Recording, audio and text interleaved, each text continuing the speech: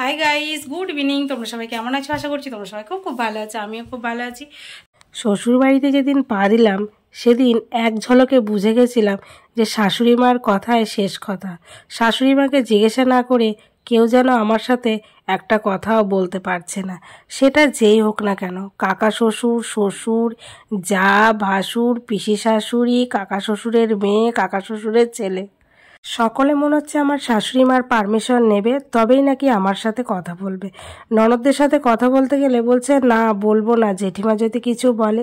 পিসি শাশুড়িদের সাথে কথা বলতে গেলে বলছে বলবো না, বড় বৌদি দেখলে বকবে। আর ঠাকমা শাশুড়ি সে তো অতীব ভদ্র মানুষ, সে সবসময় একটা কথাই বলে, এখানে বস। তো তুমি যদি বাড়ির খুব ভালো বউ হতে চাও, তোমার প্রথম কাজ হবে বাপের বাড়িকে সম্পূর্ণভাবে ভুলে যেতে। বাপের বাড়ির কোনো কথাই তুমি শ্বশুর বাড়িতে বলতে পারবে না, তাহলেই তুমি খারাপ বৌমা। বাট শাশুড়ি মা কখনোই বাপের বাড়িকে ভুলতে দেয় না, তার একটাই কারণ। কখনো যদি জিজ্ঞাসা করছি আচ্ছা মা কতটা চাল দেব, তখন বলছে কেন, বাড়িতে কি কখনো ভাত রান্না করনি, জানো না কতটা চাল লাগে? কখনো যদি বলছি মা আমি তো মোচাটা কাটতে পারি না, তুমি মোচাটা কেটে দাও, তাহলে বলছে বাড়িতে কি কখনো মোচা কাটনি, মা কি কোনো কিছুই শিখিয়ে পাঠায়নি? তার মানে বোঝো বাপের বাড়িকে ভুলে যাব না ভুলতে দেবে কোনটা। আবার যখন বাপের বাড়ির নামে কোনো কিছু সুনাম করব তখন বলবে হ্যাঁ সমস্ত কিছু তো তোমার বাপের বাড়িতেই ভালো আর আমাদের বাড়িতে সবই খারাপ। বাট আমি কখনোই শ্বশুর বাড়ির নামে কোনো কিছুই বলিনি। আর বাপের বাড়ি থেকে কেউ আসলে আগে দেখবে বাপের বাড়ির মানুষ ঠিক কি কি নিয়ে এসেছে। যদি অল্প কিছু জিনিস নিয়ে আসে তাহলে বলবে আমার বাপের বাড়িতে ছিল সেই দিন কত জিনিস সে নিয়ে আসতো, কি বলবো। এবার তুমি যখন বাপের বাড়ি যাবে তখন শাশুড়ি মা আগে তোমার ব্যাগটা চেক করবে, ব্যাগের মধ্যে এমন কিছু বাপের বাড়িতে নিয়ে চলে যাচ্ছে না তো যেটা সংসারের জিনিস। এই হয় না চুরি না করেও চোর। আমরা মেয়েরা বুঝতে পারি না আমরা শ্বশুরবাড়িতে আছি না জেলখানার মধ্যে আছি, সব সময় যেন ভয়ে ভয়ে দিন কাটাতে হয়।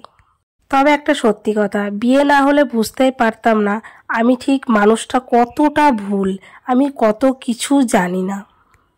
বিয়ের পর বুঝতে পারলাম সত্যি আমি একটা ভুলে ভরা বসুন্ধরা মানুষ, আমি কোনো কিছুই শিখিনি এতদিন পর্যন্ত। কালই আমার জন্ম হচ্ছে আর আমি সব কিছু যেন শিখছি হাতে ধরে, আর সেটা শেখাচ্ছে আমার শাশুড়ি মা। এতদিন যে টিচারের কাছে পড়তাম সব ভুলে গেলাম, মনে হচ্ছে কালই প্রাইমারি স্কুলে ভর্তি হয়েছি। শিক্ষিকা মানে আমার শাশুড়ি মা আমাকে যেন সব কিছু হাতে ধরে শিখিয়ে দিচ্ছে।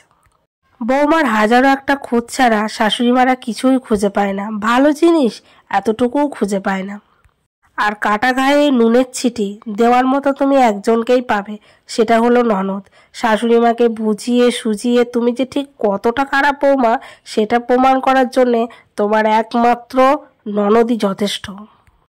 আর যে সমস্ত ঠাকুরপোড়া ছোটোখাটো ননদরা আছে তারা সবসময় একটা কথাই বলবে, বৌদি এটা নিয়ে কিছু মনে করো না। আর শ্বশুর মশাই সব কিছু জেনে শুনেও শুধু একবার একটা কথাই বলবে, এটা করার কি দরকার। জানে শাশুড়ি মার মুখের ওপর যদি একটা কথা বলি তাহলে আর আমার আর এই বাড়িতে জায়গা নেই। আর ঠাকমা শাশুড়ি, কাকা শ্বশুর, কাকি শাশুড়িরা সবসময় একটা কথাই বলবে, বৌমা যা হয়েছে ভুলে যাও, কিছু মনে করো না। আর ঠাকমা শাশুড়ি বস কিছু মনে করিস না, এটা নিয়ে অত ভাবতে গেলে হয় না। আর দাদু শ্বশুর সে একটা কথাই বলবে, ওদের ব্যাপার ওদের সংসার, ছেড়ে দাও না, তুমি কেন কথা বলছো। পিসি শাশুড়িরাও একটা কথা বলবে, বৌমা এটা নিয়ে কিছু মনে করতে নেই, শ্বশুর বাড়িতে আসলে অনেক কিছুই মেনে নিতে হয় আমাদের মেয়েদের। যা হয়েছে ভুলে যাও। আচ্ছা যা হয়েছে সব কি ভুলে যাওয়া যায়? যে বাড়িটায় এতদিন থেকে মানুষ হলাম সেই বাপের বাড়িকে কি করে ভুলে যাব তোমরাই বলো। আর যেটা হচ্ছে একটা মানুষ যেটা না মাকে কিছু বলতে পারে না বউকে কিছু বলতে পারে, সেটা হলো বর। যার হাত ধরে তুমি শ্বশুর বাড়িতে পৌঁছাবে সেই মানুষটা যদি তোমাকে সম্মান না দিতে পারে তাহলে তুমি শ্বশুর বাড়িতে কি করে থাকবে। বরের টাকা নাই, বরের কাছে বউয়ের আত্মসম্মানটাই হলো সব থেকে বড় কথা। আর বর যদি খারাপ কথা বলে সত্যি মেয়েদের মুখ লুকানোর জায়গা থাকে না, কার সাথে বলবে যে আমার বর আমাকে এরকম একটা খারাপ কথা বলেছে। প্রতিটা মেয়েই চাই বর আমাকে প্রচুর প্রচুর ভালোবাসুক। মেয়েদের কাছে টাকা নাই, আত্মসম্মানটাই হচ্ছে সব থেকে বড় কথা। বাপের বাড়ির নামে সবসময় খারাপ কথা শুনতে কোন মেয়ের ভালো লাগে বলো? শাশুড়ি মার মুখে সবসময় একটা কথাই শুনতে পাবে, কোন বাড়ি থেকে যে এই মেয়েটাকে নিয়ে এসেছিলাম ওই বাড়ির মেয়ে নিয়ে আসলে হয়তো আমার ছেলে প্রচুর সুখী হতো, আমরাও খুব খুশি থাকতাম। আচ্ছা, আমার একটাই কথা, তাহলে সেই মেয়েটাকে কেন নিয়ে আসোনি? সেই মেয়েটার বদলে আমাকে কেন এই বাড়িতে নিয়ে এসেছো? আমি তো আর জোর করে আসিনি, আর আমি হেঁটে হেঁটেও আসিনি। সেই মেয়েটা যখন এতই ভালো, তাহলে আমাকে কেন নিয়ে এসছো? সেই মেয়েটাকে নিয়ে আসতে পারতে। মাত্র 100 টাকার জন্য বরের সাথে কিভাবে ঝগড়া হলো দেখে নাও। তো এখানে ঢাকা দিয়ে আলু দিয়ে ঝিঙে দিয়ে তরকারি হয়ে গেছে, আর সারাদিন আমাকে বকা ছাড়া ওনার কোনো কাজ নেই। কাজের বেলায় তো একটা নেই, অষ্ট লম্বা, এদিকে সারাদিন শুধু আমাকে বকেই যাবে বকেই যাবে।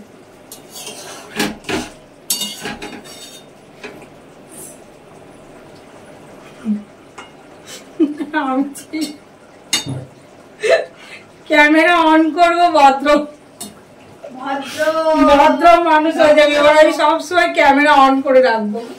যে মুহূর্তে ক্যামেরা অন করে রেখেছি সেই মুহূর্তে চুপ হয়ে গেছে। তখন এত চিল্লাচ্ছিল বাড়িতে কুকুর বিড়ালও টিকতে পারবে না, মানে এত চিল্লাচ্ছিল। দেখেছো বাবা, 100 থেকে কখন যে চিল্লাতে নেমে যাবে তোমরা জানতেও পারবে না। ওকে, এখনই 100 ভোল্টেজে পাপিয়াকে বকা হচ্ছিল। ও তুমি কেমন বকলে আমাকে? আমি বকিনি তোমার। 100 টাকা দিয়েছি, বলছে 50 টাকা দিয়েছো। বলো মাথাটা গরম হয় কি গরম হয় না? দেখেছো?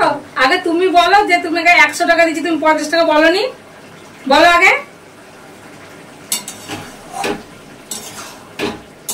100 টাকা দিলাম মানে ঘরের টাকা দিয়ে পরের সাথে ঝগড়া এরকম। আর যদি না দেবো দাও দাও দাও করে তখন মাথা খেয়ে গেল।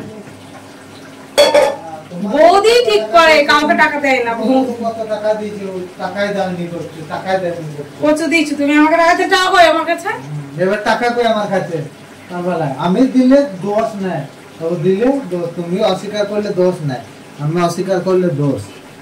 তুমি তো আমাকে টাকাই দাও না। তুমি টাকা দিছো বলো, সারা মাসে 10 টাকা দিছো? দেয় না সেটা একবার বলছে না। জলটা নামিয়ে দিতে বললাম।